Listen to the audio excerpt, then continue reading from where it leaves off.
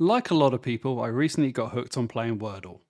Now, I realise I'm really late to the party, but then I try not to interact with people, so trends come around to me a little bit later than normal.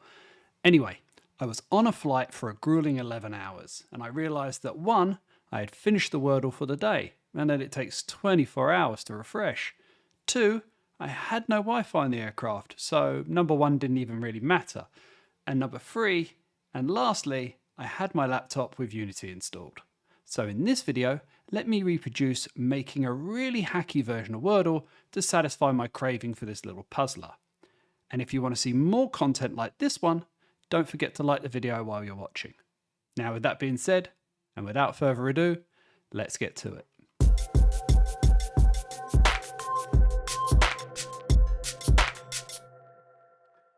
So let's start by setting up the game scene, etc. Now, I'm only going to be playing this in the editor, though I could do a build later on if I saw fit. But for now, I'm just going to set this as a 9:15 aspect ratio because I like playing Wordle in my phone, and this is the sort of aspect ratio I play it in. As for the main camera, I'm going to set the background to white and set it to a solid color. There you go. That's it nicely set up. Okay, so the other thing we want to do is we want to come into the lighting area and we want to set the skybox material to none because we don't need a skybox. If you wonder where the lighting tab is, you can find that under window, under rendering and under lighting right there. Okay, so we got rid of our skybox. So when we look in our scene view, it's nice and gray and we've got our background set to white. Okay, so the next thing we need, because this is a word game, we're going to put some fonts in here. Now I've got some fonts set in a folder elsewhere. So let's just bring those in. So we'll set up content and we'll create a folder under content called fonts. And I'll go to the side here. You can't see this, but I will describe it. So I'm just going to pop some fonts into this folder. And here they are. I'm going to use Titilium Web because it's the closest thing and I just had it on my laptop at the time. For semi-bold for the title and regular for the letters that come up. Now the letters have borders and they're filled as well. So we're going to want to create some textures that basically we can use as our borders, etc. Now I have these previously created. You can do these yourself in any sort of texture application. They're very, very simple. And all they are is just textures with a little bit of a corner radius to them, nice and filled and unfilled. And also I have a label here that I'm going to use for the delete key. If you look at your Wordle scene, you'll see this sort of icon around the delete key that you'll see in a bit. Okay, so that's the content set up. Okay, so let's set up our play space. So the first thing we're going to do is we're going to set up a canvas to play in and we're going to switch to our scene view. And here's the game space. So next thing to do is we'll give it a background. So we'll just come down here, select image. We'll call this background and we're just going to expand this all the way. And just give this 0, 0, 0, 0, 0. There we go. Okay, the next thing we're going to do is we're going to put a title bar right at the top. So let's just chuck in an empty, and we're going to call this title bar. And this is going to span across the whole thing, and we're going to keep this up the top. There we go. And we'll put that up there. We'll put that over there. Now, obviously, I'm not going to do this. I'm not going to be creating this exactly as you probably would want to for whatever area you're going to actually specify or device you're going to put out onto. So just take this all with a grain of salt. I'm just doing this really hacky and quick. And if you want to do it, take your time, make it expandable to any format you're quite interested in. Now, I'm just going to create a title there and make sure I'm selected here. There we go. And this title, again, let's just span that over the whole thing because that's what we're interested in. And in fact, let's just make it so it expands the whole thing. There we go. And we're going to make this semi-bold. And we're going to make this about 26. And we're going to give this, oh, and center it, obviously, because that looks better. And we're going to give this title, and let's just call it, oh, get the caps lock button on. There we go, Boring Flight Puzzler. And that's going to be the title of our game. Okay, so that's the title bar. The next thing we're going to do is we're going to create another area, and we're going to call this play space. And this is where all the letters are actually going to be being put in to the actual game itself. And again, we'll just span this out, and then I'm going to make this expand right across the left, right across the right. I'm going to pop it just south of the title, and I'm going to have it quite a way off the bottom. Actually, 170 is probably better, because we're going to put our little keyboard here. And I'll just zoom in so everybody can see this a little bit easier. There we go. Okay, so that's play space.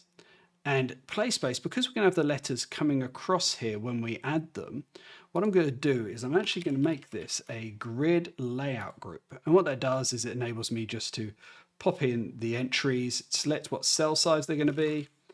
So in this case, 50-50. So you could do a horizontal or a vertical, but I'm actually doing it as a grid because we're going to have like 6 down, 5 across. Excellent. And we're going to want to put some spacing into there, 5 and 5. Upper left is fine, horizontal's fine. Middle center is where we're going to stick it. And we're going to make this a fixed, but with a column count, because as I said, we're going to have 5 across. If you've seen this in Wordle, it's 5 letters across. So hence 5 columns. Now underneath the play space, the last thing we're going to do is we're going to put in another element, and we're going to call this one keyboard, because this is where the keyboard's going to go. And the keyboard, we're going to stick this right down the bottom, and we're going to put it right down the bottom there, and we're going to give it a nice big width, and the height, yeah, 120 is good. Okay, so that's where our keyboard will actually be, and we'll get to that a bit later on. But the first thing we're going to do is we're going to add some letters. Okay, so the first part of the letter is we're just going to create an empty here, because this is going to be a prefab. And I'm just creating this top root node because I'm going to make it a prefab. And this makes it a lot easier to work with rather than having images or text in the first root. If you ever want to do animations on it, like we're going to, that can become a little bit awkward later on. So I like to give it a bit of a root node here. Now we're going to have an image underneath this root node that's going to be called the border. And this border is just going to be expanded out to the whole thing. And we're going to use the border texture that I added earlier. And you can see it there. If we zoom in, there's the border. And to make it visible, we're going to make it black because I couldn't see it and neither could you. Okay, so that's the border. The next thing we're going to do is we're going to add in a filled. And the reason that we're going to add a filled one, and we're not actually going to change the border texture, is that we're going to make it animate. So we're going to want to make one thing animate over the other, etc. And the filled one goes into different colors because if you've ever seen the game, it goes green if you've got the right letter, yellow if it's a letter that's in the word but in the wrong space, and the others will just be standard gray. Okay, so the filled element, again, is going to be expanded to the whole thing, 0, 0, 0.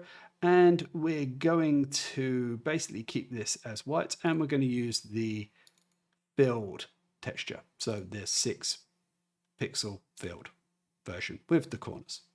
Okay, so the next one we're going to put in is we're going to add in a text, because we're obviously going to have text on this. Let's just use the hatch icon to basically add something in there. We're going to center that. We're going to make this about 40 for the font size, and we're going to use semi-bold for the actual font itself. Okay, and we're going to keep this as black. There we go. Okay, now size-wise, we're actually going to restrict this down, but we're going to make it expand out a little bit further than the actual image that we're actually interested in. So the image is around, so we can get this larger text because it can stay within the margins there. Okay, so as I said, we're going to animate this. So let's pop on an animator onto our top root node of our letter. Now let's create our animator controller. So we'll come into here and we'll create a folder under our content. We'll call it animations. And under this, we're going to create another folder because we're going to have other animations and we're going to call that letter. And underneath here, we're going to create an animator controller and we're going to call this letter. And we'll just bang that straight onto our letter. Now under animation, we'll want to create our first animation and we're going to call this, oh, there we go, animations letter. And we're just going to give this idle because that's going to be our base animation. And the idle one, we're going to keep the filled texture here. We're just going to make this see-through. So alpha of 0. And we're going to be changing the text color when we actually play out different letters and whether they score or not.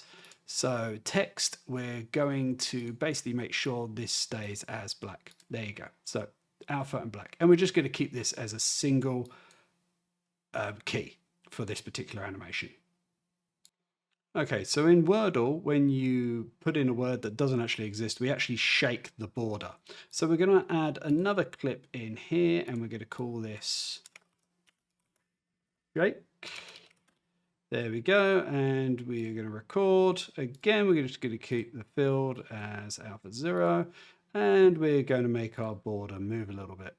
Okay, so we want to offset just slightly, and then we actually just want to move slightly to the side, and on 10, we'll move slightly to the other direction, and then we'll move back. So we can actually just copy this one and move it back.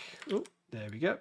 Okay, so we get this little shake here, and we'll make sure it's fast enough to actually make a difference. And I think that's a little bit too slow, so let's just move these down a bit. There we go, because it needs to be a nice quick shake. There we go. Brilliant. Okay, so if you've ever played Wordle, you'll know there are 3 states where the letter is correct, the letter is in the wrong place, so it exists in the word, or it's actually incorrect. So let's create those 3 states now in our animations. So the first thing I'm going to do is I'm going to create a state called correct. Okay, I'm going to lift this up a little bit. No, don't want to do that. I want to bring that down here. I want to lift this up a little bit. There we go. So we can see all the different items because I'm going to be editing a lot of these. Okay, so the first thing I'm going to do is at our 0 position, I'm going to be changing the filled scale to 0 here. Now, the reason for this is I'm actually going to be kind of flipping this over. So I'm going to do a sort of a flipping animation. The filled color, I want to make sure is 111 to start off with.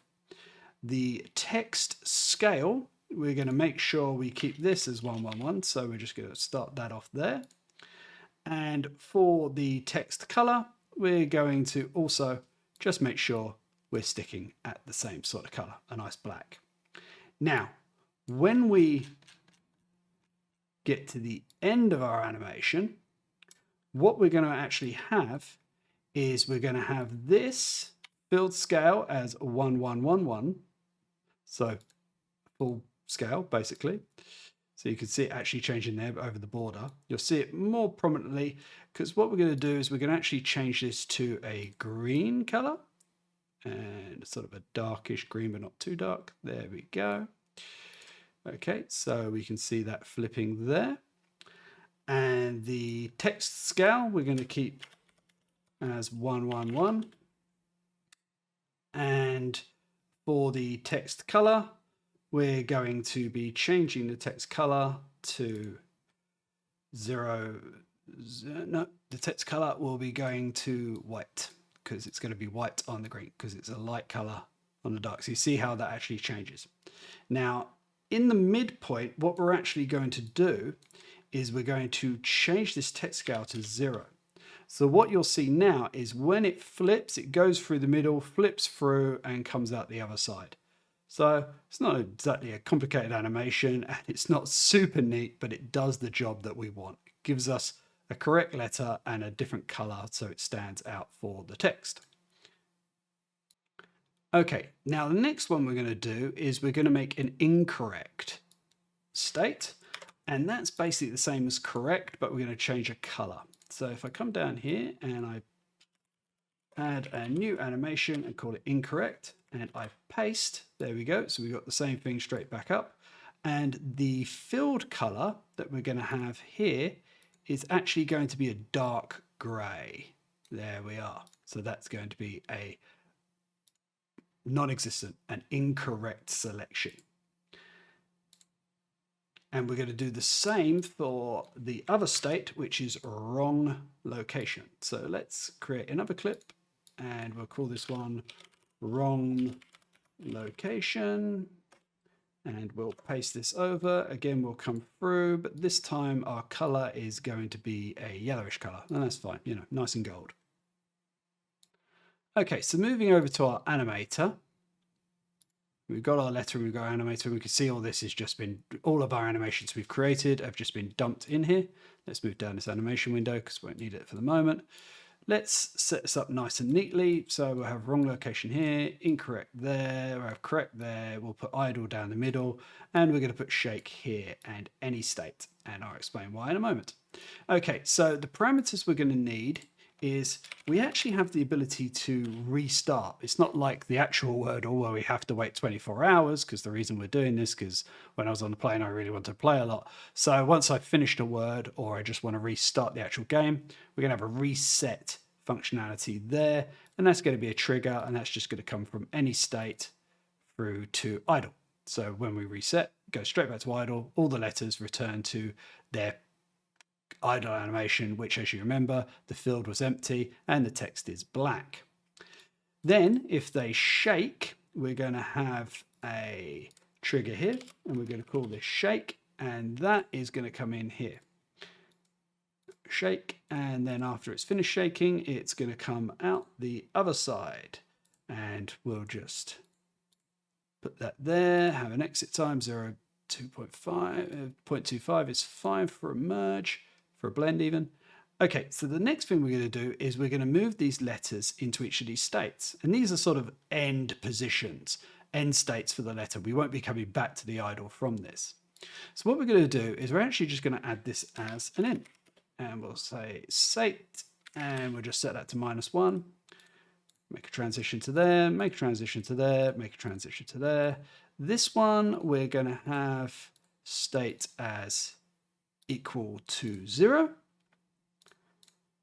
Then this one, we're going to set the state as equal to 1. And this one, we're going to set the state as equal to 2. There we go. So if the state comes in and it says, okay, you're 0, or the state we're going to set up in an enum very soon, then it'll come through to correct. Otherwise, it will come through to incorrect, or it will come through to wrong location. And we don't need to have end times for this. So we're going to remove our has exit time. We remove has exit time, and we're going to remove has exit time. And the reason for this is even if your idle is 1 frame, if you don't have an exit time there, you can find that these will not trigger automatically. It won't go through to the next animation straight away. So we're going to remove these exit times from these 3 transitions. So that's our animator set up for our letter. It's all positioned on here and we're good to go. Let's create a folder here. We're going to call this prefabs, and we're going to add the letter prefab into there. That's great, because when we actually start adding our letters, and we'll turn off preview here, we're actually going to be spawning these all across using a game manager. So we're going to fill all this grid up when we're ready to go. And then if we make any changes to the letter prefab, it will occur across all the letters that we have set up. Now let's start doing some scripting, because I expect that's why most of you are here. So we'll create a folder called scripts, and we're going to create this letter script. So let's create that letter script. We'll create a C# script. We'll call it letter. And we're going to want to place this on the letter component. So I'll just stick that on. And then I'll make sure my override, I actually apply that to all. So this is on all the prefabs. Let's open up the letter. Ignore that. There we go. Okay, so we're in the letter class. And we're going to want to set up this letter to receive both its animator and its text field. Okay, so we'll collect the animator. It's null. And we'll collect the text. Do I do correctly? Actually comes from the UI script. There we go. Okay, so there's the animator and there's the text, and we're going to want to make sure we get those in our awake. So the animator component is actually right next to where the letter is. So we just need that. And then the text component is a child. So we're going to want to get it in the children. There we go. So that's getting both. Now we actually set up the text to have a hash in there just so we could get the sizing right. And we want to make sure that that doesn't exist when we start off. So we're going to set that to null.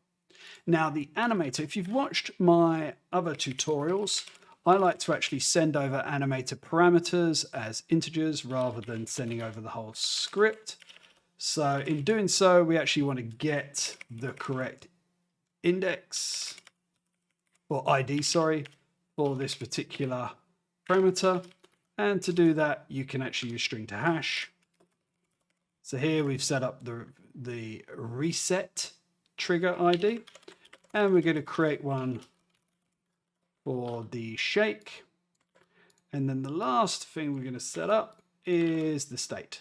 So here we're just going to go state parameter. Can't spell today. There we go. And we just call this state. There we are.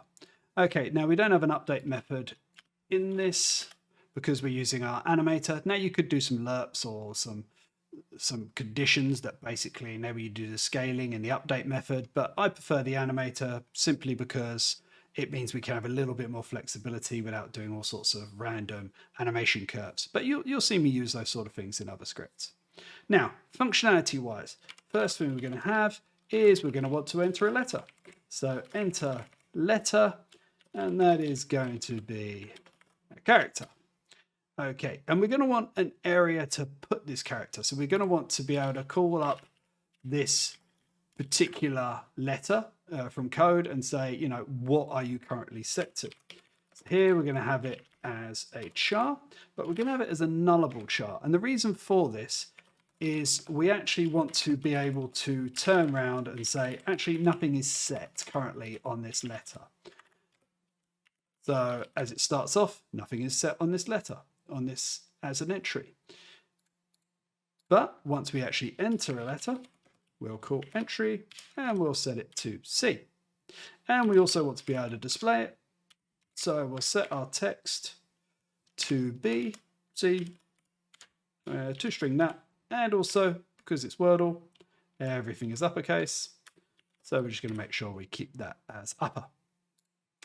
Now, the next thing we're going to want to do is be able to delete this letter. Because if you've seen the keyboard in Wordle or you press the backspace key or anything like that, you'll want to get rid of it because you want to replace it with something else.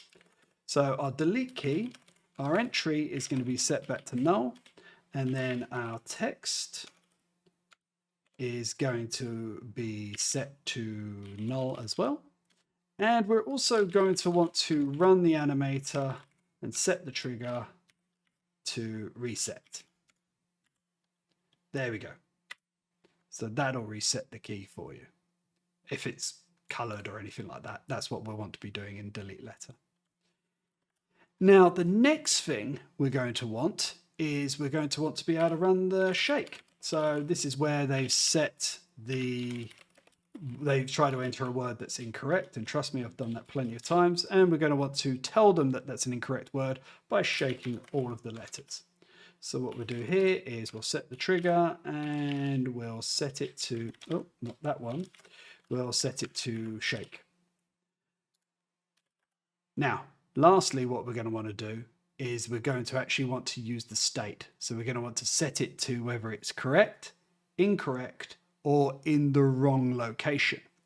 Now, we could do that by just passing in an int here, but what I want to do is I actually want to create an enumeration. I want to create an enum to basically have all those particular states set up.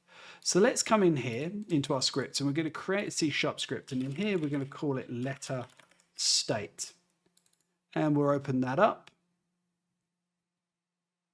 Well, we'll try and open that up. Let's go into the Unity project files, come down here, and pick letter state. There we are. And this is going to be an enumeration, so we don't care about that. And we can get rid of that and all of this as well, because we don't need any of this. Now, the correct version, we're going to set that to 0. And these all match what we put in our animation, in our animator. If you remember correctly, we set all the transitions, the state, to numbers. And we can just put unknown here, and we can set that to like 4 or something like that. It doesn't really matter. There we go. Okay, so we'll save that. We'll come back into letter. And as I said, we're going to create the functionality of registering the state for this. So public void set state, and we use letter state. There we go. Great stuff. Okay, so we're going to also want to display what the state is of this letter. So we'll just put up here public letter state, and let's just call that letter state. Good stuff. And we're going to private set this as well, and we're going to set it to be unknown to start off with because we don't know what it is. Wonderful. Okay, so let's set state here, and letter state equals letter state. Good stuff. And also, obviously, we're going to set the integer of the state parameter to be the int of letter state. So we're just going to cast that letter state enum to here, and that will set it in the animator. Good stuff. So let's save that. Now that seems like all of our functionality, but as I said, we might want to actually restart the game because we can keep playing this over and over. And in that case, what we want to do is we want to clear this right down. It's not just a delete letter. We want to reset that state and put everything back to normal and reset the actual state in the animator as well. So what we'll do is we'll call this clear. I mean, you can call it many things, but we're just going to call it clear for the time being. Now, obviously, we're going to want to set the letter state to back where it was. So in this case, we're going to set it to unknown. Oh, not unknown 1, because it's not a thing. There we go. Or unknown L, as they would put it there. The animator state is going to be set back to -1. And then we're going to reset this as well. So we'll set the trigger for reset. There we go. And the reason that we're setting the state here before we do the reset is that if we didn't, when it does the reset and comes from any state in our animator down, what will happen is it will hit this reset trigger and suddenly we will go straight back into the state that's previously been set because that's where we ended off. We also want to make sure that nothing is actually in our entry. So we can set that to null, and we want to make sure that we don't have anything on our text. Set to null as well. Wonderful. Excellent stuff. Right, we can save that. Now, if we come back into Unity, there we go. We'll probably want to check this out. So we want to make sure that this is actually working correctly. Now, what we could do is we can actually, in our assets, we can create a folder called editor. And under this folder, we can actually create a C# called letter editor. And if we come into here, we'll create an editor that enables us to test this without having to go through the entire thing. So we'll be using the Unity editor, and this will be derived from editor. And we're going to have to set the attribute of custom editor and type of letter. There we go.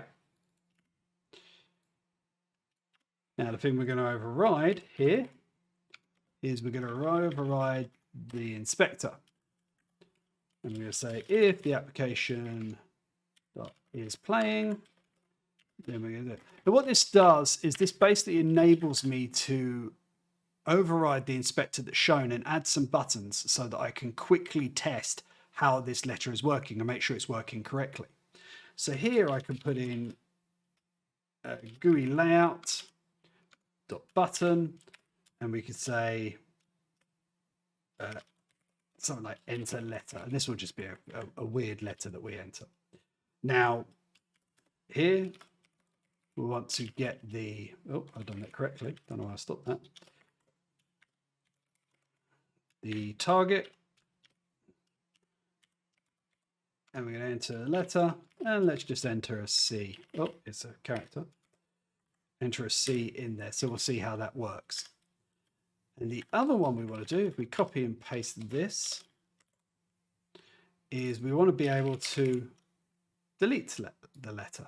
So we're going to want to see how it works coming in and coming out. And lastly, let's pop in a shake to see how that works. Now, as you know, I like to have a little bit of space between my variables on my inspector and the buttons that I show. So I'm just going to stick a little bit of space in there between those variables and these particular items. Okay, so if we save that and we come back into Unity and let that restart. Now, if we press play, we can jump onto our letter and we can see that there's nothing there at the moment. We can enter a letter, which will be C, and we can delete a letter, and we can shape that letter as well. But what we might want to do is also see about the states. So let's jump back in and we'll enter some more functionality for the state. So let's put into here, correct. And, oh, no, we want to do set state. Correct. And we can copy and paste these puppies down here. Incorrect. Incorrect. And we can say wrong. And we can put wrong location there. So now if we save and come back in to Unity, there we go. Oh, when it comes up, press play. Now we have a letter. We can enter the letter. We can say, yeah, that's correct. Whoop, that's great. But what's happening is it's bouncing back and forwards. And the reason for this is when Unity creates animations, it by default sets these to loop. And we don't need to loop on any of our actual animations in our animator. So we can turn all that loop off, press play again, come over to letter, enter a letter, and it's the correct letter. Great. And we can put it as, we can't put it as incorrect or wrong because basically we end on the state it's set to. So again, in letter, we can enter letter and we can put it as incorrect. Now that is wrong because for some reason our incorrect didn't set correctly. So we can come down into our animator, press on our incorrect and have a look. Oh, yep, that's green for some reason. So we can just come down to our field. We can make sure we're on record and then we can set that to the yellowish color and we can off record and we'll just make sure we got the wrong location correct as well. Oh, that seems to have not taken either. So press record and bring that down to gray. There we go. So we just fixed that. So now if I press play, I come to letter, I enter a letter and I press incorrect. There we go. It's nice and yellow. Excellent. Okay, so now we've got that. Let's set up our game flow so we can actually create these letters within the grid. So we'll do game flow manager. There we go. We'll open that up in Visual Studio. And in here, what we want to do is we actually want to get a prefab for that particular letter. So serialized field, tooltip, prefab for the letter, and then we'll just put in letter and then letter. No. Okay, and the next thing we want to do is we want to actually create a function to set up this grid. So public void setup grid. We can do that. And here we want to basically create the 5x6 grid. Now, what we want to do for that is the first thing is set up a constant that says what the word length is. And here we'll do 5 because we're going to be using the word length all the way through. And if we wanted to change it, if we want to put 6 or whatever in, we can actually just change this constant and it would work everywhere. And the next thing we want to do is to also add in here the amount of rows. So tooltip, amount of rows,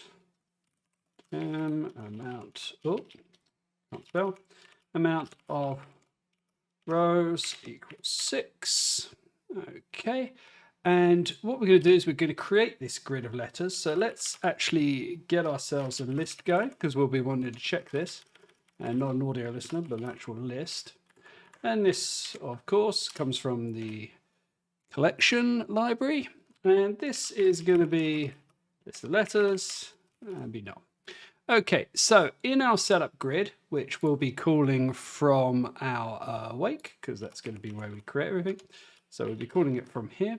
In our setup grid, if the list hasn't been set up yet, we'll set it up. So letters equals new.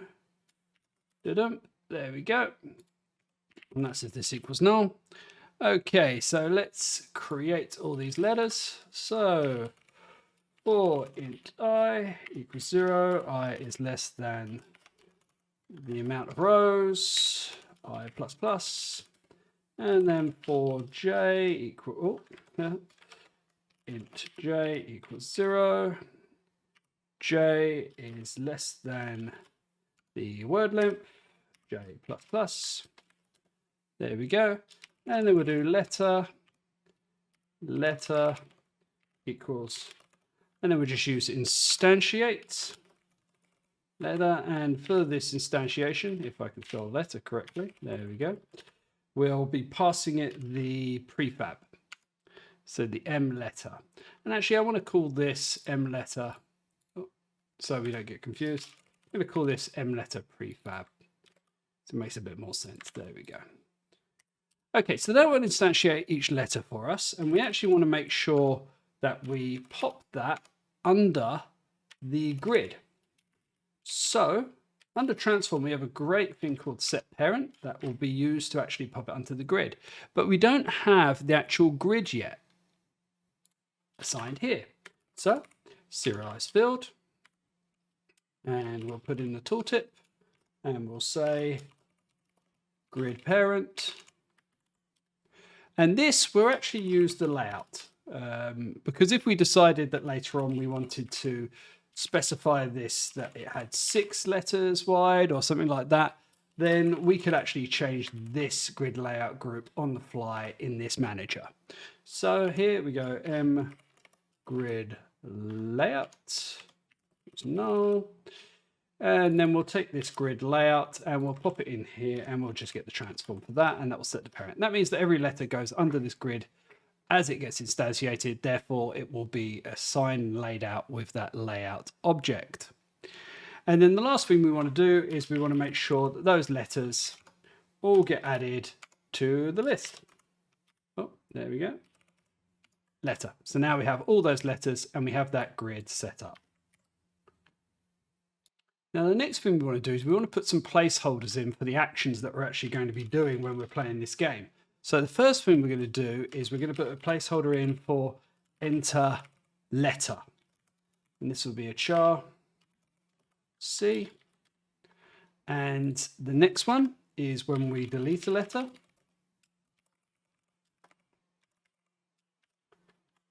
There we go.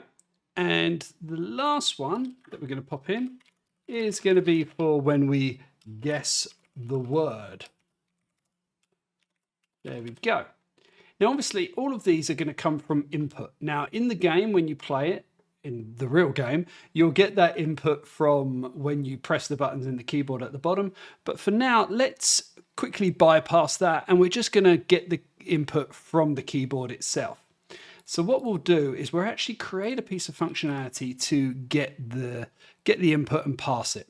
So we'll just do public void parse input, and this will be a string value. And what I'll show you here is basically when we are in our update loop, we'll do is any key down. And if any key is down, we'll pass the input, and I'll make sure to spell that correctly. And under input, you actually get input string, which gives you the string that's just actually been set from the keyboard, and then we'll pass that into that input. And then we can actually manage that and perform our actions down the bottom here. Okay, so let's complete this pass input function. Now, what we're going to want to do is we're going to want to go through each of the letters actually in the string that's been passed. So in value, and we're going to test them to see which ones they are. So if, for instance, there's an escape character B, which is basically the sort of the backspace key there, then what we're going to do is we're going to delete the letter because we're going backwards. Else, if the letter is a C, is a return character, so N, or the letter is a return, so whether it's an enter or a return character, and we can basically put some parameters around that. There we go. And then we can just put a or return. Then we actually want to do the guess word functionality. Else we'll basically parse the letter. So enter letter C. There we go. That is our parse input function. Now, for our guessing word and deleting letter and enter letter, we need to fill in this particular functionality down the bottom here. Now, what we'll like to do is we're going to want to keep an index of which letter we're actually entering, which row we're entering it in, and also keep a list, well, basically an array of letters that consist of the guess, our current guess that we're actually making. That way we can enter the letter into the grid that we've got, and we can just quickly get the guess once we press the enter key and process the guessing of the word. So what we'll need to do is we'll need to get some parameters to basically keep all these details going. So we'll need an index, and this will be the index of the item of the letter in the row. We'll also need to know our current row.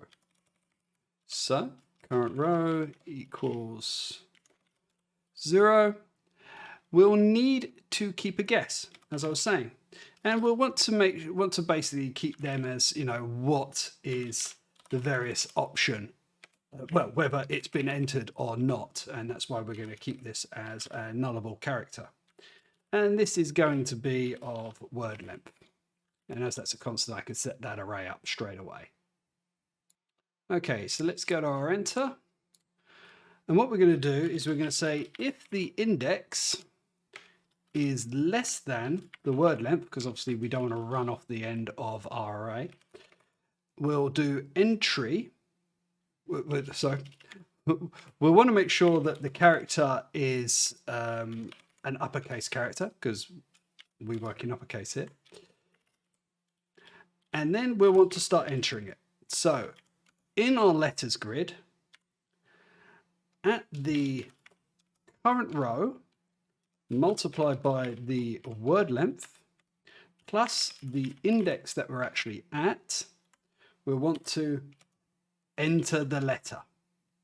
And that letter is going to be C. So let's just run over that. So in our array, which is all of our letter objects, our letter classes, we want to come in and we want to get the current row times the word length. So if we're on the first row, which will be 0, multiply that by the word length, doesn't matter, it's 0, plus the index. If it's the first letter, then it's going to be 0, so 0, enter key. However, if we're on the next row, it'll be 1 times the 5, and that will be plus the index, which will be 0, so that's the next row along. So that's how we enter our letters into our grid. We'll also want to put in our current guess that we're actually making.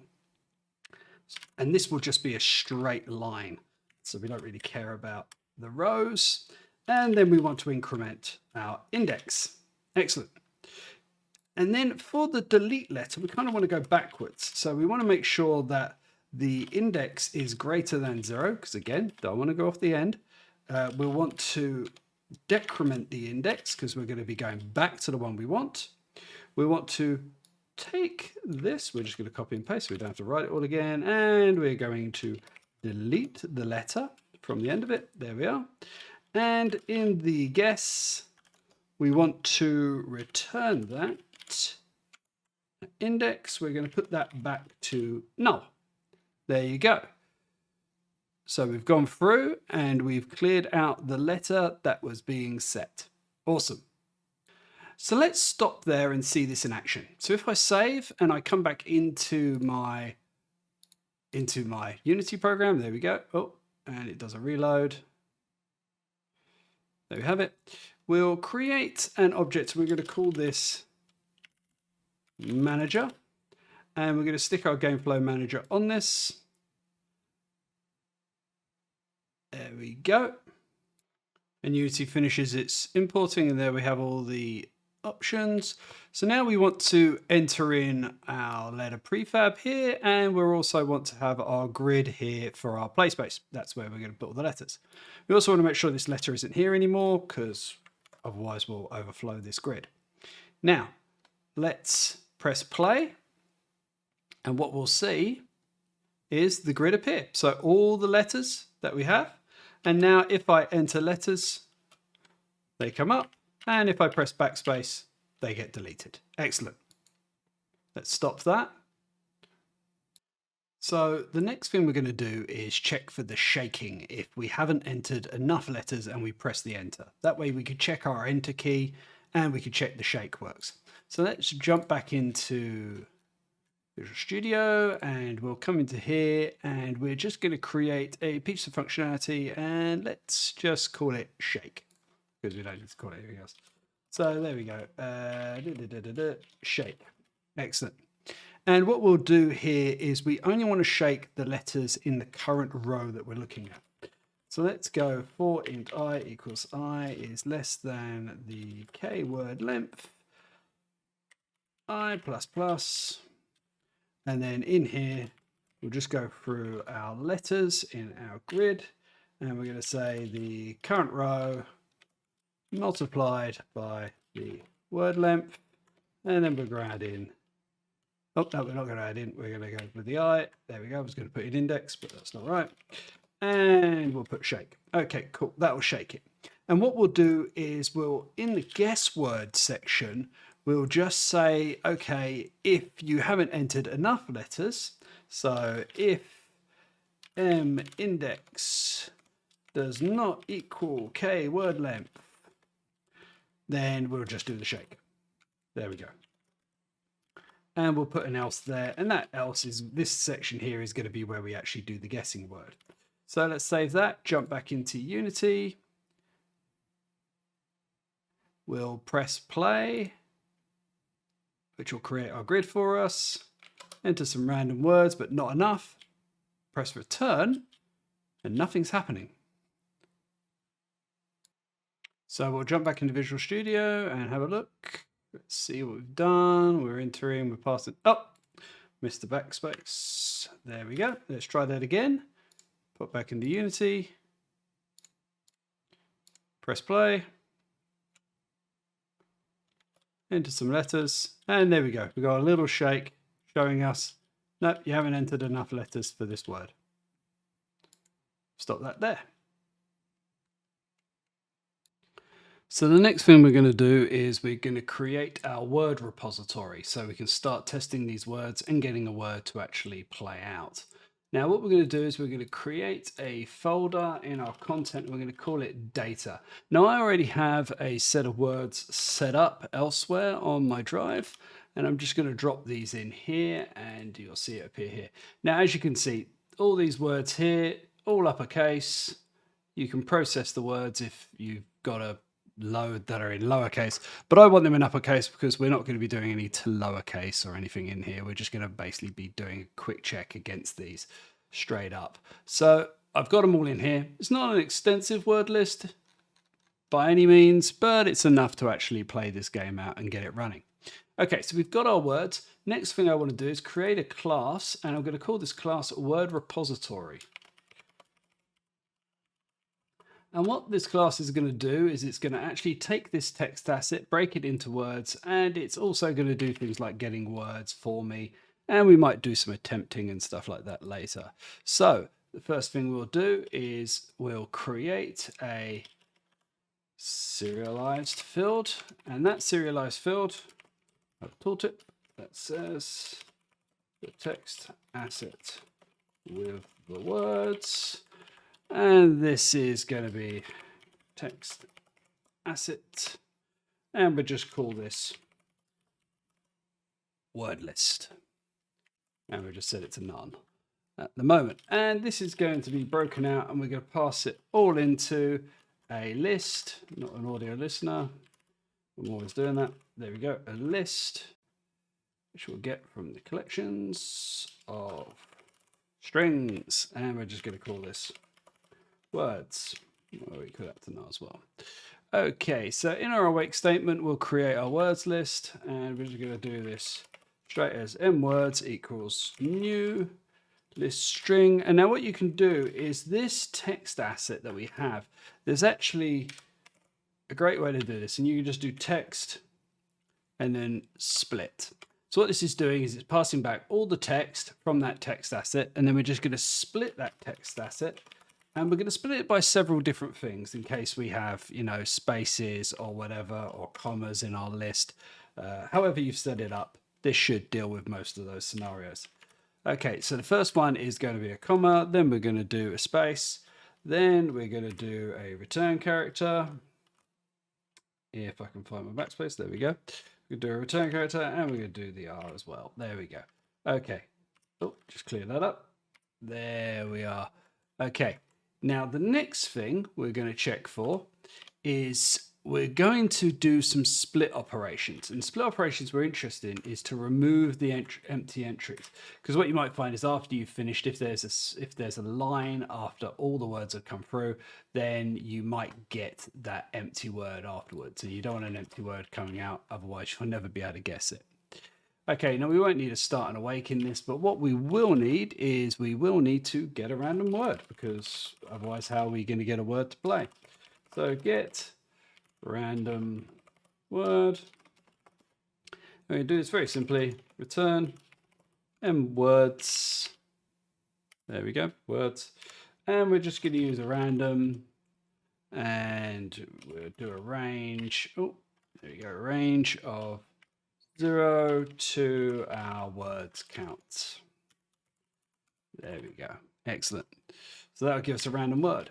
And the next thing we want to do is we want to make sure a word exists. So public bool check word exists string word, and then we're going to do return mwords dot contains word. Now, why would we want to do this? Well, after we've basically entered a load of text in, we want to make sure that that is an actual word from our list and not just some random set of letters we've actually put in there. So we'll check the word exists with that functionality. Now, that's excellent. Now what we'll do is we'll go back to our game flow manager and we'll fill in our guess word functionality.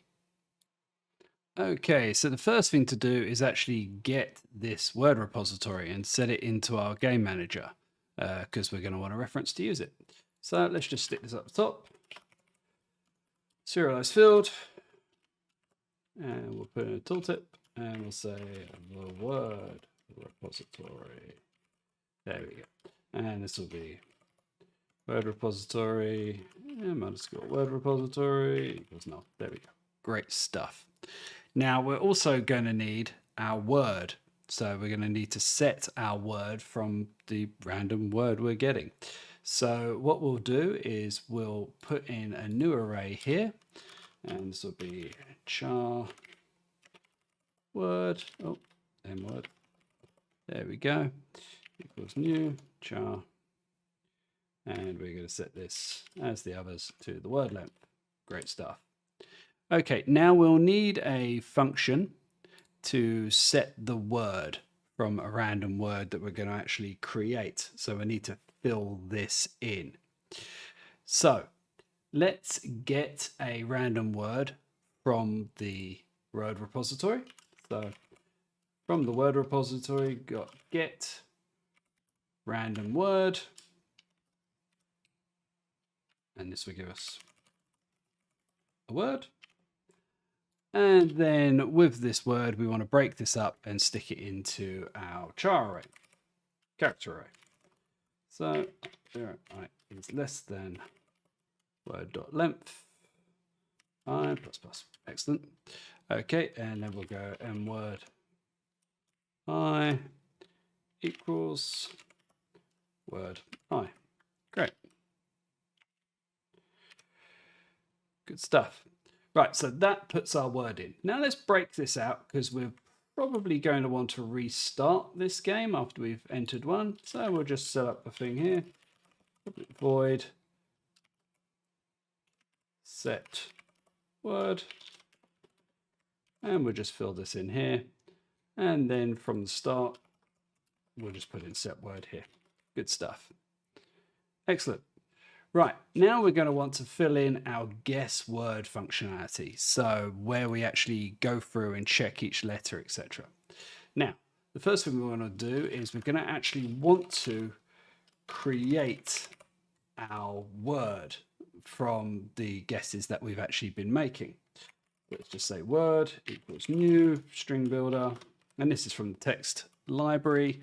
And what we're going to do is we're going to go through our guesses and see if we've actually got everything we want. So I is less than k word length, I plus plus, and then in here we're just going to do word dot append m guess I dot value. There we go. Good stuff. So we know our index is actually at word length, so we know this is all filled out, our guess, so we don't have to check for null. We can just go with that. Okay, so now we want to check if that word exists. So mword repository dot check word exists, and we'll use word dot to string, and that will tell us whether our word exists or not. Okay, so now we know that our word exists. So now we want to check whether the word that we've got is the one that we wanted. So we're going to run through each of our guesses and we're going to check that against the word that we've just been brought out. So we're going to check if it is incorrect. False, and then we're going to go for int I equals 0, I is less than k word length. Do that a lot. There we go. And we're going to say, is it correct for m guess I to equal m word I? And that's what we set up earlier when we were actually getting our word that we were interested in. Now, if it's not correct, then what we're going to do is, firstly, we're going to set our overall thing saying it's incorrect equals true. Now, the reason we're not jumping out of this at this point is we actually want to set each letter. So if one of the letters is correct, but one of the letters isn't correct, that's where the green comes in, or you're in the wrong location, etc. And this is where we check that word location. So bool is, letter exists in word equals false, and then we'll just run through the actual word itself to see if it actually exists. Okay, word length Okay, letter exists in Word equals guess I equals Word J this time. There we go. And then if it does, great stuff.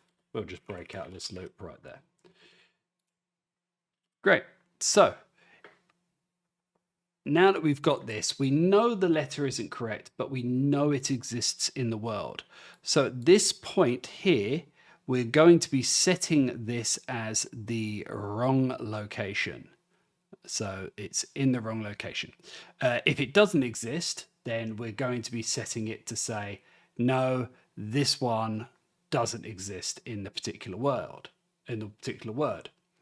Now, if it is correct, we're actually going to set it to be correct. So we're going to say that this is the correct letter in this place.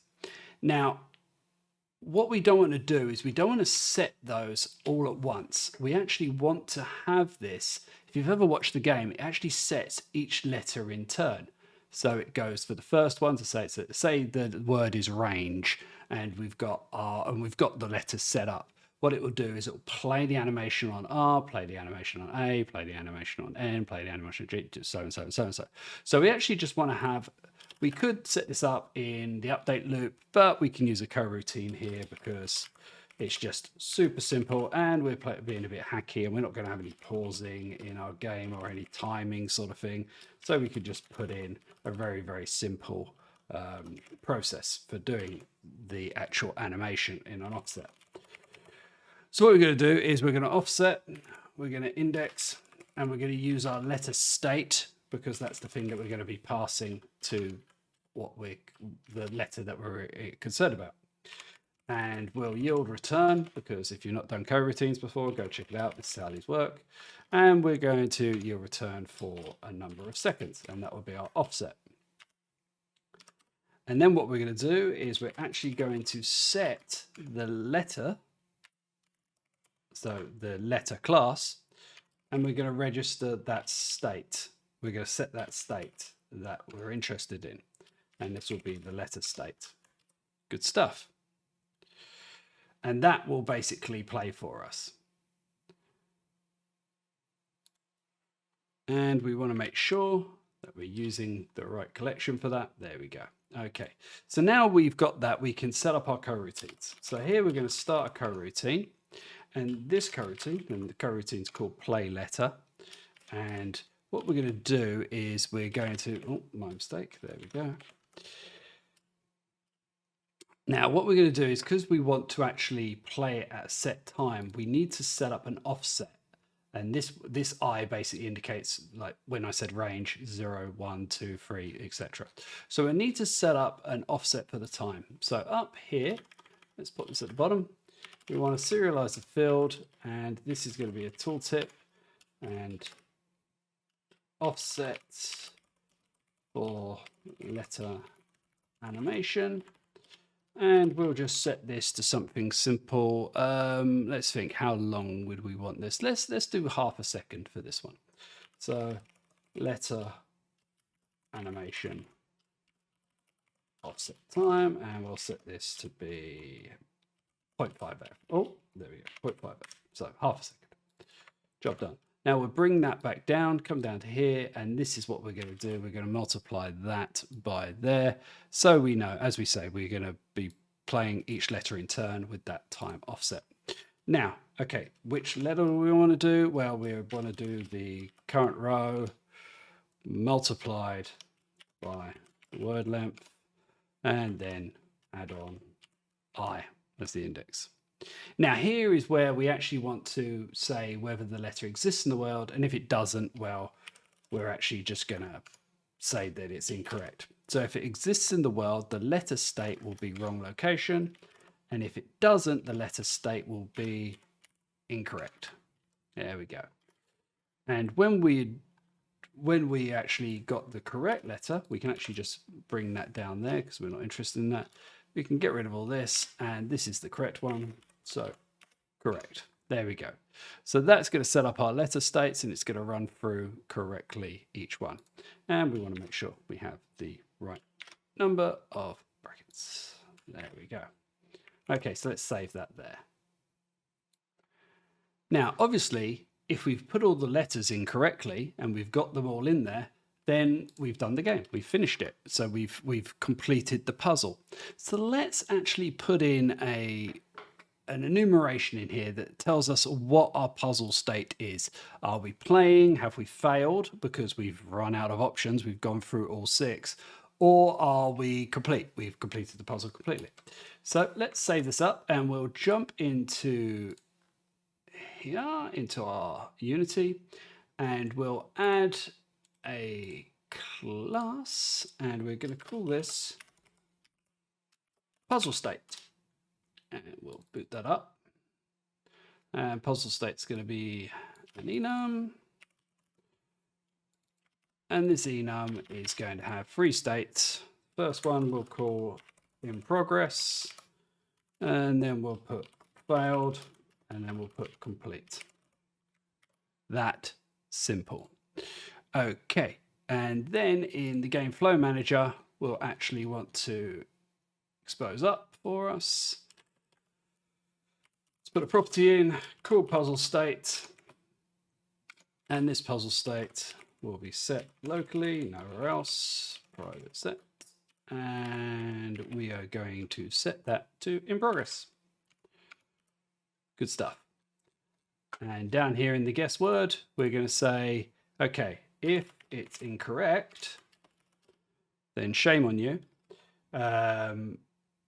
But we're going to set our index to equal 0 because we're going to start the next line in our puzzle. And the current row, we're just going to increment. So we're going all the way through. Now, we want to know if we've run out of rows, obviously. So if the current row is greater than or equals to our number of rows, so our amount of rows that we're actually running, then we're actually going to set our puzzle state to equal the failed state.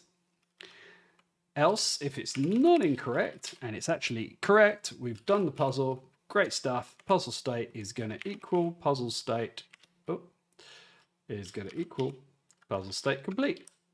Great. Now, one thing to note here is when we enter the letters, we actually only want to enter letters if our puzzle state is allowed, whether it's in progress. So what we'll do is on the pass input, where we take our input in, we'll check whether our current puzzle state equals in progress. And if it doesn't equal in progress, then we're going to return. We're not going to accept any more key presses. We're done. So let's press save there and let's check out what happens. So we'll come back into Unity. We'll set up our manager and we'll look for our word repository and we'll want to create that. So let's just stick that underneath here, word repository. We'll give that our data and we'll put our word repository in here. Awesome. Now, the only thing is I want to be testing this. And if I get a new word and I don't know what it is and I'm playing it, it means I have to play Wordle properly every single time to work out what this is, which is going to take forever. So we're going to add in here game flow manager editor. Excellent. And we'll open this up, Visual Studio, and like the other editor, this is going to use Unity editor. It's going to be an editor. It's going to be custom editor, type of game flow manager. Excellent stuff. And like the other one, we're going to sit in here. We're going to override the on inspector GUI. Great. And in this inspector GUI, we're going to check if we want to see it. So we're going to actually add a button in that enables us to basically see the current word that we're playing, but we're not going to just show it because otherwise I'll be too tempted to just look at it every time. So let's basically set a string, and we're going to call this spoiler, and we're also going to come into here. We're going to, as with the previous, we just put space at the top. And then we'll say if string is null or empty, spoiler, then we'll show a button. And this button we'll call spoiler, and we'll basically get the word at this point from the manager. So here we go. We'll do game flow manager, wrap that up, dot get, and this is where we're going to want to get the word from the game flow manager. So we'll jump back in, and in here we'll add in where we've set the word. We'll basically add some functionality in here that gets the word. So in this case, what we'll do is we'll return a new string, and we'll just pass it the array. There we go. That will be the get word. So to go back into the editor, now we can actually get the word. And we're going to set this to our spoiler. Now, if that string is not null, so it's been set because we've requested it, then we're going to display it. So let's do that. GUI layout.label. And this is going to be spoiler. And we'll make it nice and bold. So we'll use the editor styles, and we'll set that to bold label. There we go. So we can actually get it if we want it. And we'll save both of those, and we'll jump back into Unity. There we are. Okay, so our manager's set up. It's got an editor. We're ready to go.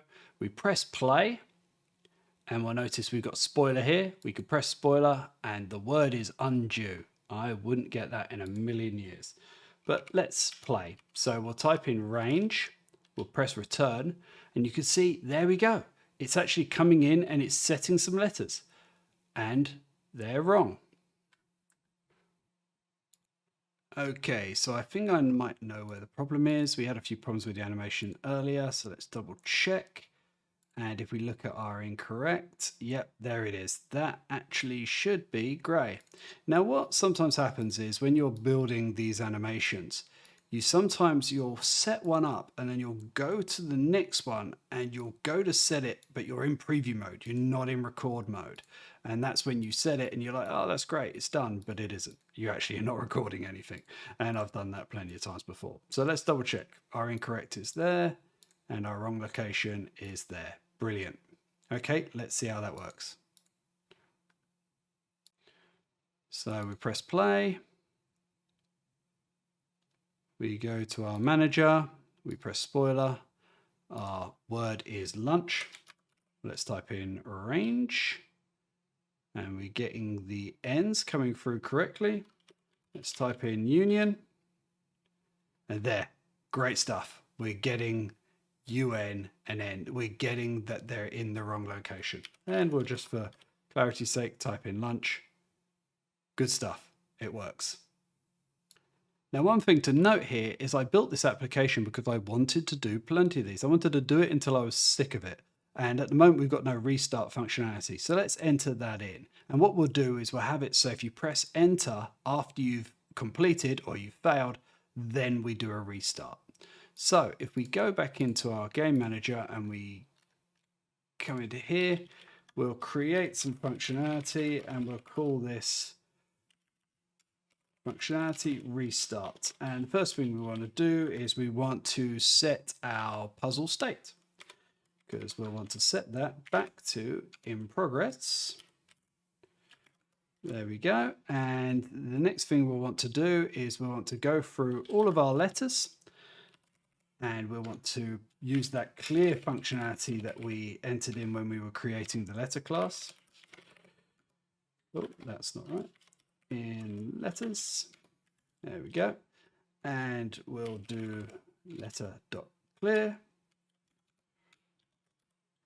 Now, the next thing to do is to set all the indices we were using. So the index and the current row, we'll set them both back to 0.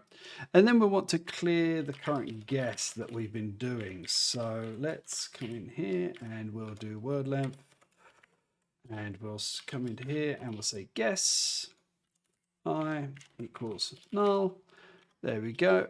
And because we're starting anew, we're going to want to set the word. So we set word. That's the last thing we do. But because we're restarting, because we've got our spoiler set up, if we restart this, our spoiler won't actually change.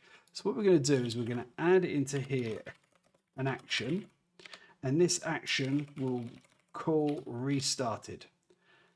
And in here, we'll say restarted, and we'll invoke that whenever we're done. And now we need to change the editor.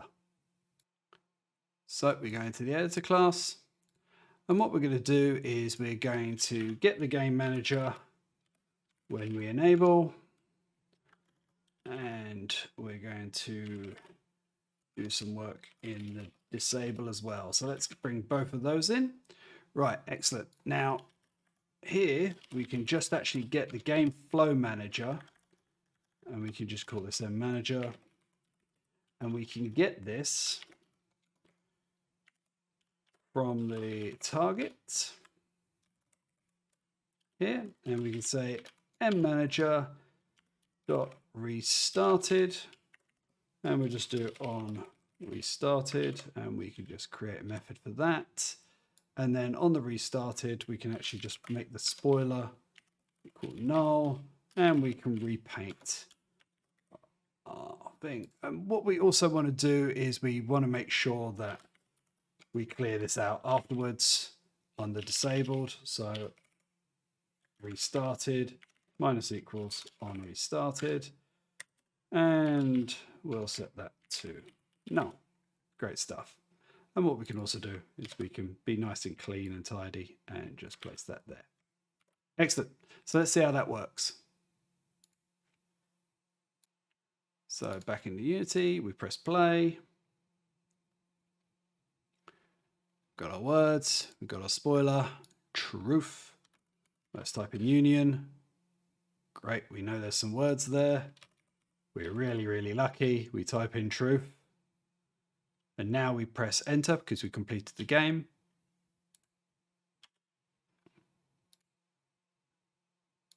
And nothing happens yet because we didn't put in something to actually receive the input. So in here, we want to basically test to see if we've pressed the enter key. And if we have pressed the enter key, then we want to perform our restart. Excellent, and not receive anything else. So let's go back in and double check. We press play. Get our spoiler, which is green. Type union just as a test. And again, get really clever and just, oh, it's green. It's definitely green. And then we press return again. And there we go. We've cleaned it. And the spoiler has gone back. So we don't know the next word. And now we can test it. And now we can type in something like truth, which has some of the letters. That's actually quite a good one. And we can do touch. And there we go. All working with a restart capability. Okay, so the last thing to do is to create the keyboard because we've got the working puzzler all going and we could just leave it at this. I mean, it works, but we want to create Wordle, so we're going to create the keyboard down below. So we'll go into the keyboard and we'll create in here a vertical layout group. And we'll just put a spacing of 5 in there for now. And underneath this one, we'll put in first row because the keyboard actually has 3 rows and it's a sort of a QWERTY keyboard design. And under the first row, we're going to put in a horizontal layout group. There we go. And horizontal layout group, we'll just stick as 5 as well. And we're going to put middle center for this one. And in fact, we're going to put middle center for this one as well. So it's not all bunched up in the side. Excellent. Now we're going to want to create buttons for each of our elements. So we're going to create a button here. Obviously that's way too big. So the buttons that we're going to do, they're going to be about 25 by 25 or 25 by 30, that sort of size.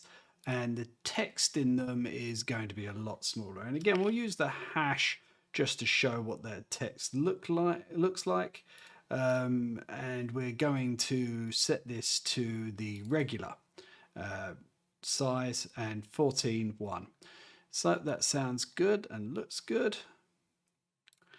Okay, now the button, we're going to want to set the button to a light grey because that's how it looks in the game.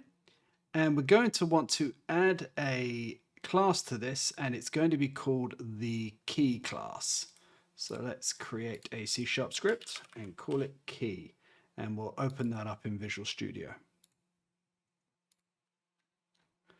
Okay, so in the key itself, what we're going to have is we're going to make sure that we've got our button. So we're going to require component type of button. There we go. And we'll make sure that comes from the UI library. Excellent. And what we're going to want to do is we're going to want to have each of these buttons, we're going to want them to represent a key. We're going to do that using key codes, because we are going to have a return key and we're going to have a delete key. So we'll just call that M key code, and we're going to set that to the key code of none to start off with.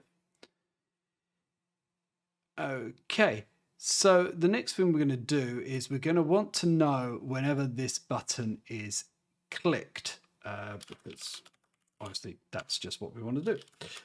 So we'll get the component button, and on the button we'll do an on click, and we'll add a listener to that, and this listener will be called on button click.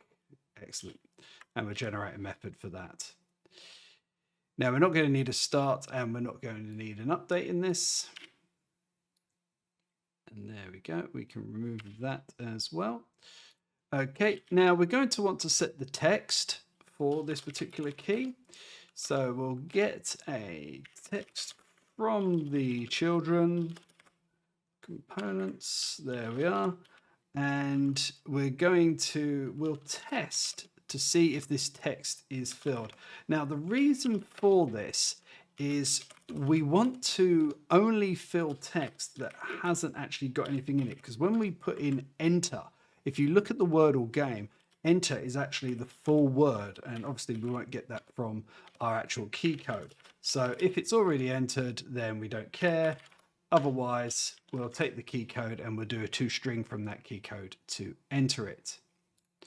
Now, the other thing we're going to want to do is we're going to want to color these keys depending on if it's the correct state or if it's not. So the similar sort of way to the way we use the letters before. And to do that, we're going to need to get the image for the button. So image equals null. And then down here, we'll get that image from a component. There we are. And we're going to want to know what the starting color is of that image, because when we reset these keys, we're going to want to go back to the starting color. So we'll just set that to some random, well, set it to gray, closest to what it would be. And then we'll get the starting color from the image.color. Now, as I said, we're going to be setting each of the colors in turn, depending on the letter state. So what we want to do is we'll want to create some colors. Now, with the letters, what we were doing is we were using an animator to create that. But in the keys, they actually switch straight away to the other color. So we don't need to create an animator or any of the items behind that. But what we do need to do is associate a color with the letter state. And we can do that in a struct. So we'll create something that's serializable, and we'll create a struct. It's going to be a public struct because we're going to put it out, and we'll call this letter state color. There we go. And we'll have a letter state that's associated with it, and we'll also have a color that's associated with it. There we go. And we're going to need to have a list of these. So serializable field, and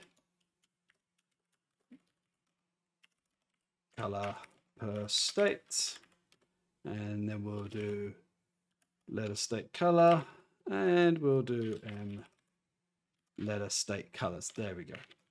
So that's all set up. Excellent.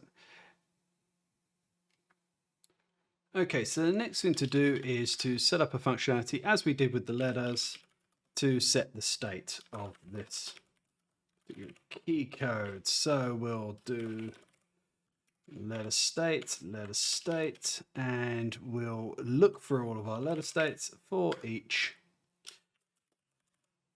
letter state color in letter state colors. So for each of these, if this letter state color equals the letter state, and it will equal to the letter state, then we'll actually set the color for it. So in this case, we'll use the image, and we'll say the image's color equals the letter state color dot color. Excellent. And we don't need to go through the rest, so we can actually just jump through here, and we can break out of that there. Oh, so we don't need to keep going through all of them. And we want to make sure that we actually get the letter state there. So that's the setting state functionality. And what we'll also want to do is we want to add something in that resets the state. So reset state. And this will actually just set the color, but we'll set it back to the starting color. So we'll grab that and pop that down there. There we go. So the next thing to do is to fill in this button click event. And what we want to do is we want to add in an action here. So we'll do public action, and we're going to do key code, and we'll type this as pressed. So then in here, we'll do pressed, we'll invoke it, and we'll invoke it with the key code that this key is actually set to. So that's it. That's our key class setup. Let's go through to the game flow manager, and we'll add in all of our keys.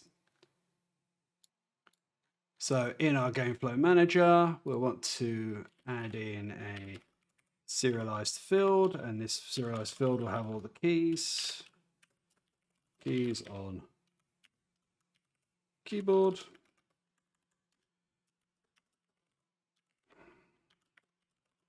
Keys equals null. Great.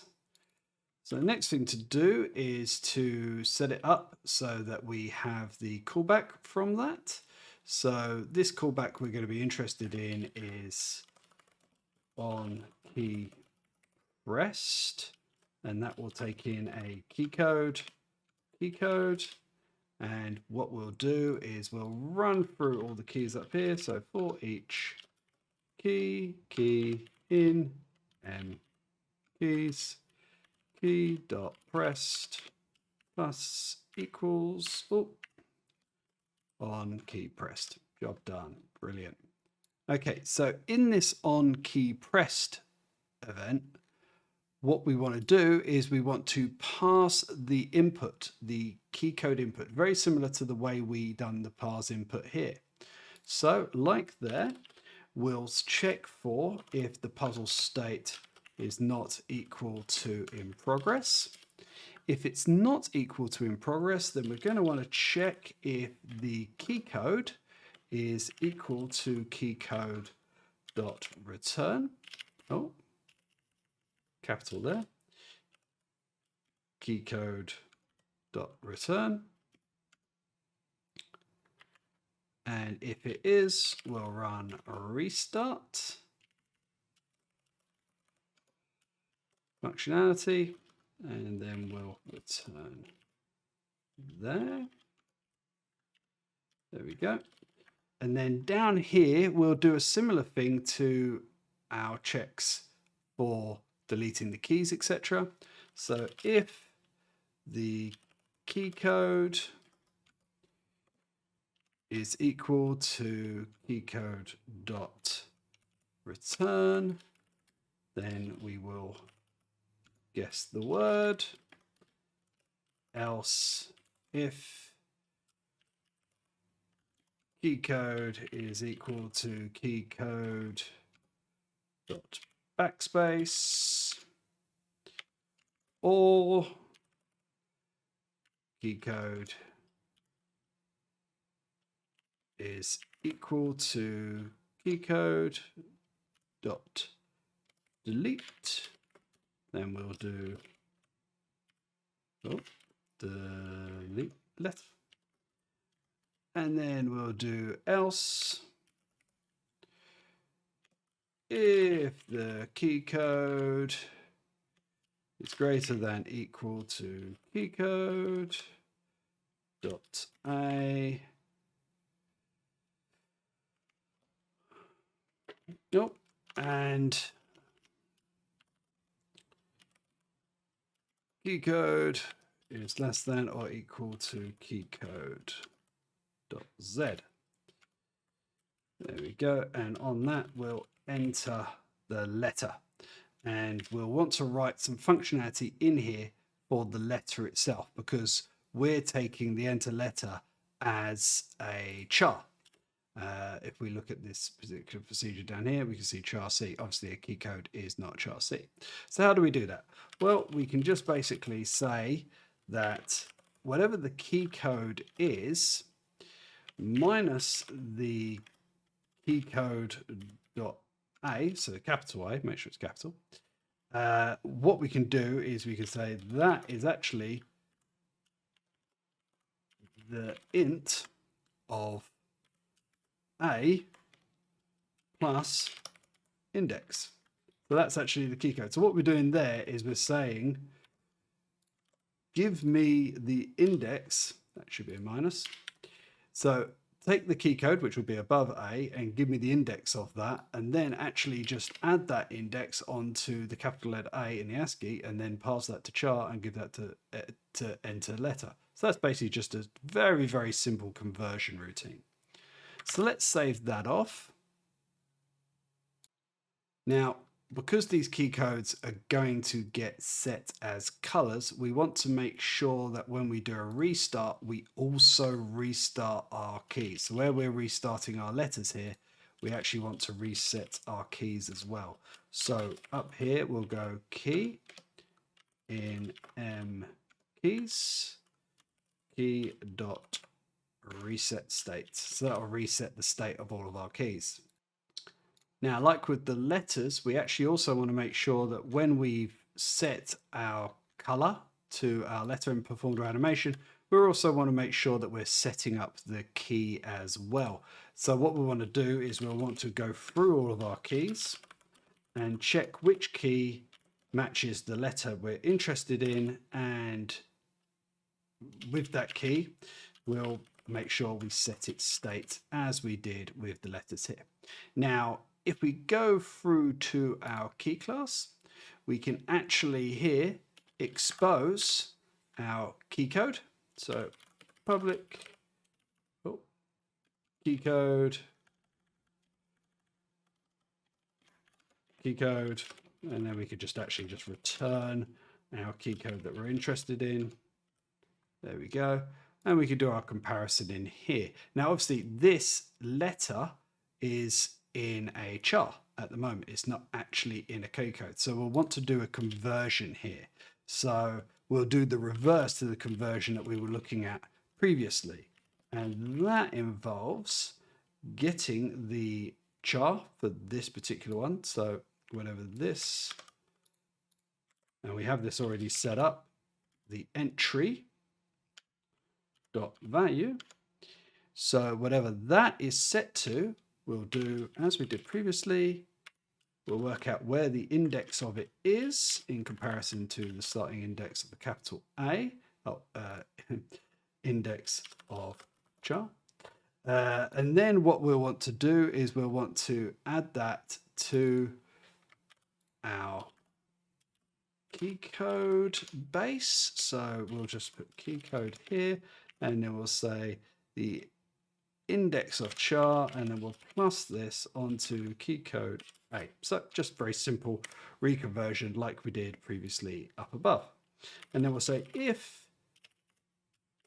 the key dot key code, if that equals the key code we're actually interested in, then we'll do this. And if it is, we'll break because we won't go through the rest. And we'll just say key dot set state, and we'll use letter state there. Great. So we'll save that and jump back into Unity.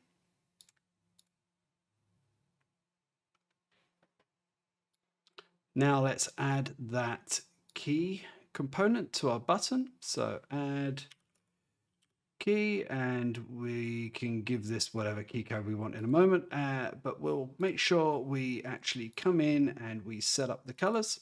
So the correct color is green, and we will make sure that's full. And the wrong location color, that will be a yellow. There we go. And a incorrect will be a dark. There we are. Okay, excellent stuff. Right, now let's change this text, and we'll call it key. And we're going to make this a prefab just in case we want to change anything. And we'll just duplicate this down in our first row. So we're going to want 10 of these in our first row.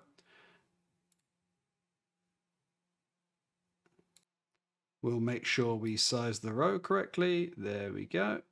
And about that sort of position.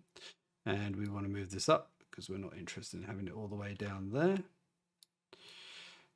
And we'll make sure that the keyboard is in the correct space. There we go. Okay, so the next one we're going to do is we're going to create our second row.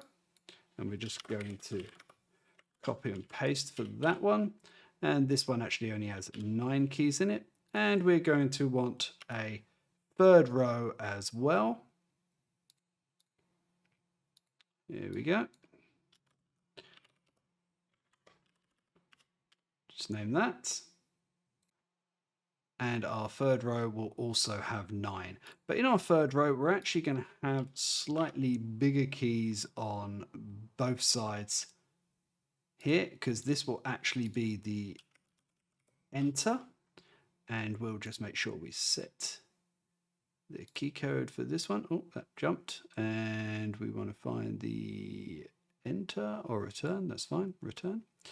And the last one on here will actually be X, and we're going to make this bigger as well because this is actually going to have an extra layer to it. So we're going to add an image here. We're going to make sure it goes to the size, shrink it down here, and this is actually going to take in our label. And if we zoom in on that, we can make sure that comes out at exactly the right size we're interested in, because it's going to go over this X here. Going to make it a nicer shape. There we go. And we're going to call this simple because that's what we're interested in. There we go. And that will be our delete key. So come into here, change this up for delete. There you go. You can see that. Okay, so now we want to center this. Let's raise his keyboard up a little bit. This doesn't have to be perfect, obviously, because I'm just playing this as a bit of a joke.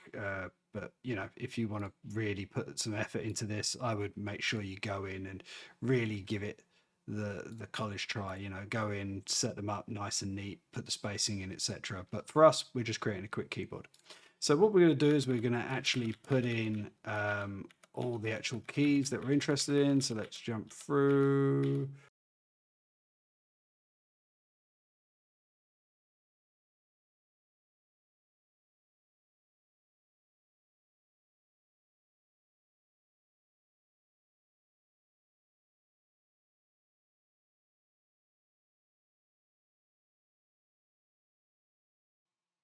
Okay, so that's all the letters. If I press play, what we should see is the letters all start filling out.